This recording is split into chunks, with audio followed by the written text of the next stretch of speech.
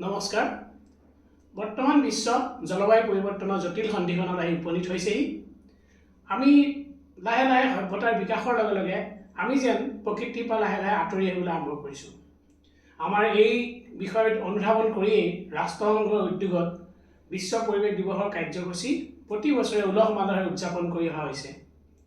প্ৰতি বছৰে 5 জুন তাৰিখটো বিশ্ব পৰিৱেশ দিৱস হিচাপে উদযাপন কৰাৰ আঁৰৰ যদি আমি কাহিনীটো চাওঁ, আমি দেখা পাওঁ ষ্টকহোম চহৰত আয়োজিত প্ৰথম পৰিৱেশ বিষয়ৰ সন্মিলনত বিশ্বৰ সকলো দেশ উপস্থিত থাকি সমূহীয়া সিদ্ধান্তভাৱে এই দিৱস আয়োজনৰ সিদ্ধান্ত গ্ৰহণ কৰিছিল।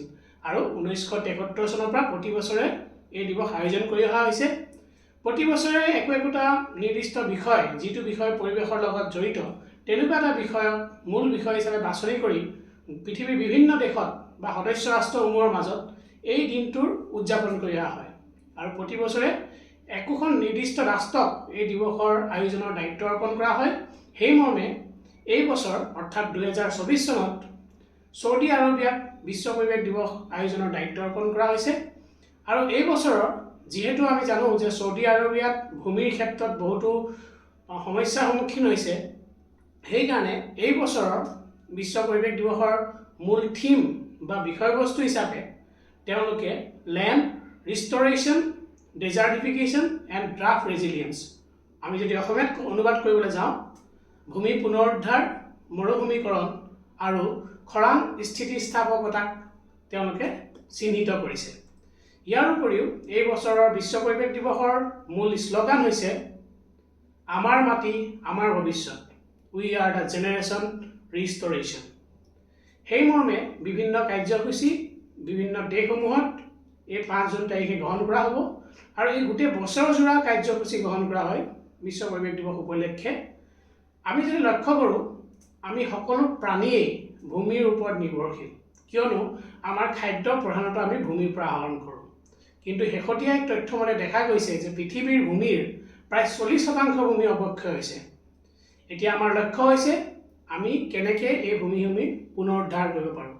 ইতিমধ্যে ৰাষ্ট্ৰসংঘই এই দশকটোক জৈৱ বৈচিত্ৰ্য পুনৰুদ্ধাৰৰ দশক হিচাপে ঘোষণা কৰিছে 2021 পৰা 2030 চনলৈ।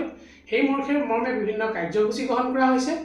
আৰু আমি যদি চাওঁ ভূমিৰ যিটো অৱক্ষয় আৰম্ভ হৈছে, আমি যদি চাওঁ ভূমি বুলি ক'লে মাটিৰ যিটো প্ৰথম 25 বা 30 চেণ্টিমিটাৰ থাকে, মুখ্য উপাদানসমূহ আমাৰ যিবোৰ খাদ্যৰ কাৰণে দৰকাৰী সকলো উপাদান এই তৰপটোতে থাকে, এইটো টপ চইল বুলি কোৱা হয়।